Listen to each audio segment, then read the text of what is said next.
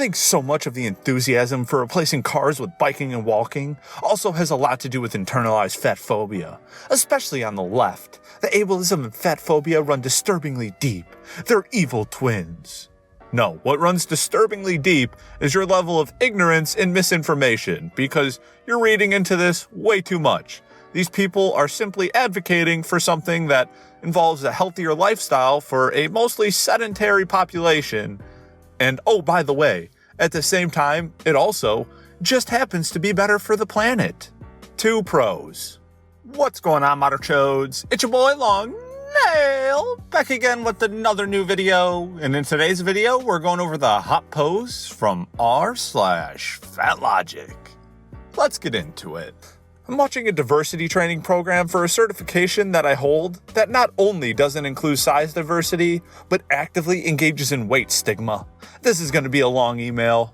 Yeah, you're right. It is going to be a long email for that HR person to agonizingly read through as you ramble on about your absolute nothingness and try to make something out of a problem that just doesn't exist. This is true, and I'm tired of pretending it's not. If someone doesn't want to sleep with a fat person, that's 100% fine. But it's also fat phobia.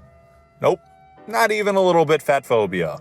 People are allowed to have their preferences. People are allowed to be attracted to whatever they're attracted to, and that doesn't have anything to do with whether you're fat or not. And even if it does, maybe they don't find fat people attractive.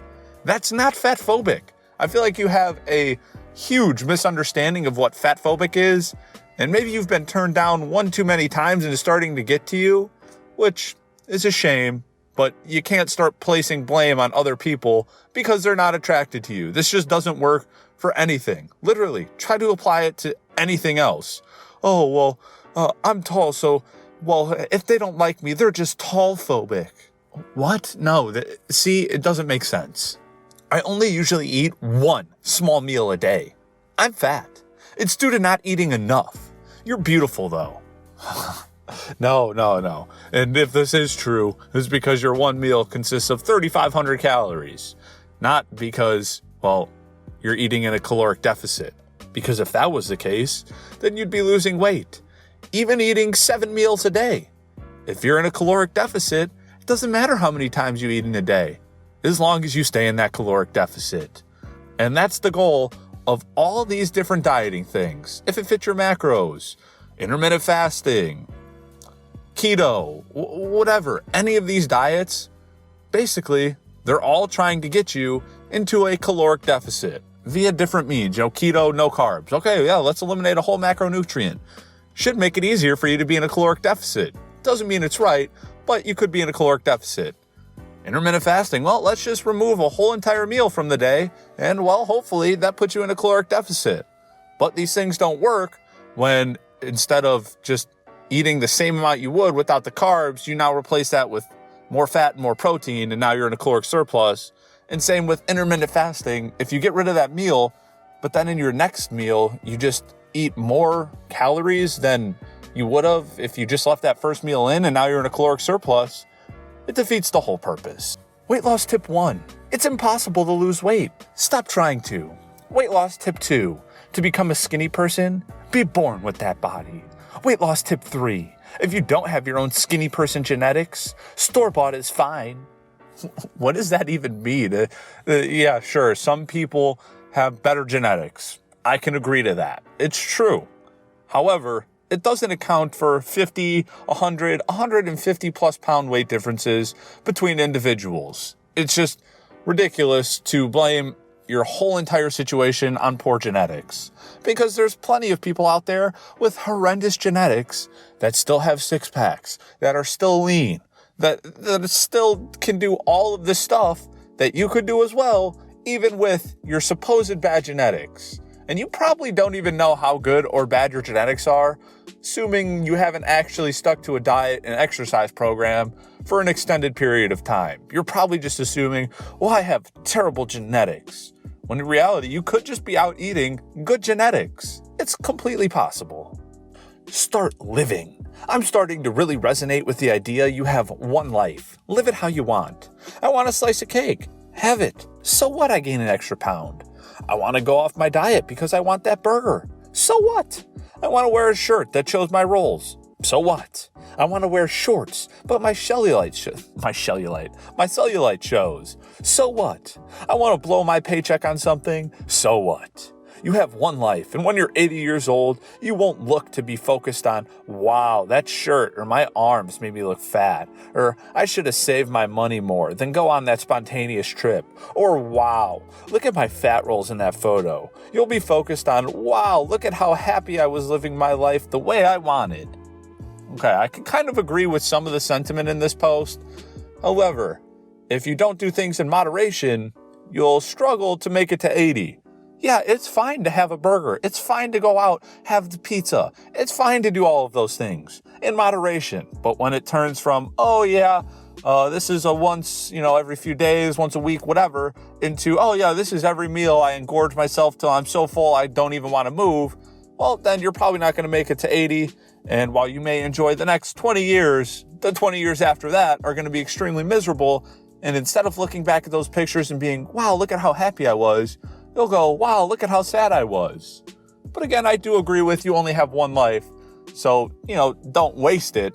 But that's not to say just absolutely be reckless and give yourself absolutely no chance to make it to 80. Because, spontaneous trips are fun. And as long as you can afford it and it's not going to make you homeless, well, who cares? Go on the trip. I literally do this all the time. I want to go on a road trip. I get in my car. I go for a ride. I go for a weekend, whatever. It's fun. Live life, but do things in moderation. Here's a spooky thought. You spend the rest of your life focusing on how you look instead of how you feel. What they fail to realize here is that typically, if you're looking good, it's because you're eating healthily and exercising, which also, surprisingly, makes you feel better. Seriously, don't believe me? Try it for yourself.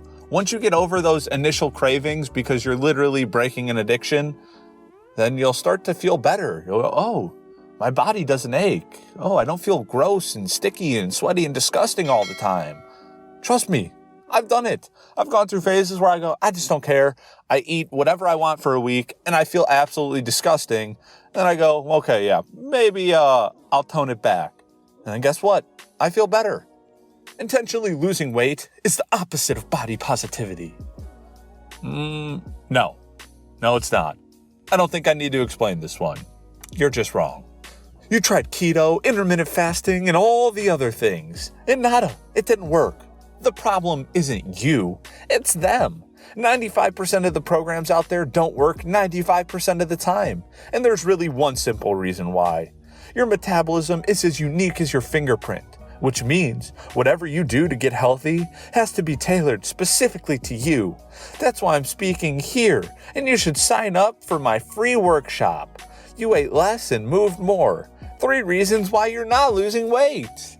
Oh no, see, this is the toxic part of the fitness industry or whatever. This person's clearly preying on people who have bad misinformation and don't know any better, so now they're going to sign up. And this dude's going to push them some nonsense. And it's just an unfortunate, never-ending cycle. It happens on both sides. This dude just happens to be a scumbag. Let me save you from going to the seminar and tell you exactly what you need to do. Start working out. Do what you can. Can't get to the gym? Go for a walk. You can get to the gym. Great. Do 2 to 3 times a week. Full body. You'll be fine. All right?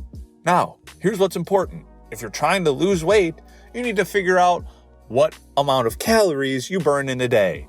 There's plenty of calorie estimators out there that'll give you a good place to start, and then you track. And you can start at that. If you have no idea, let's say it tells you, oh yeah, I burn 2,400 calories a day with my sedentary lifestyle. Well, track 2,000 calories, right? 400, 300, 500 calories less than whatever it tells you. Track that for a week or 2 and see if you're losing weight. If you're losing weight too fast, bump up the calories. You can eat more and still lose weight. If you're not losing weight at all, for 2 weeks, drop the calories 100 or 200. See if you start losing weight. It's literally that simple. Don't let these people overcomplicate things for you. Literally, be active, be in a caloric deficit, and you'll lose weight. Plain and simple. All right, Motherchodes, that's it for the hot posts from r/FatLogic. If you enjoyed the video, please make sure to give it a big thumbs up. Don't forget to subscribe and turn on notifications. Of course, share this video with your friends. And if you want to help support the channel for free, anytime you have any shopping to do on Amazon, just click the link in the description down below. Do your shopping that's regular. It won't cost you anything extra, and it'll help support the channel, so I'd really appreciate it. Till next time. Peace.